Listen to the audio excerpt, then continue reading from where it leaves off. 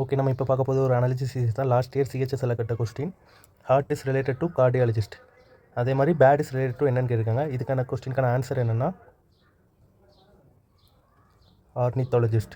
And study of bat என்ன சொல்லுவோம்னா ஆர்னித்தாலஜின்னு சொல்லுவோம். பைஸ் ஆர்த்தாலஜிஸ்ட் என்னென்னா போன்ஸ் ஸ்பெஷலிஸ்ட் சொல்லுவோம்ல. போன் ரிலேட்டட் டிசீஸை பார்க்குறதுக்கு பேர் ஆர்த்தாலஜிஸ்ட். அண்ட் ஆப்தமாலஜிஸ்ட் என்னென்னா disorder and treatment of I.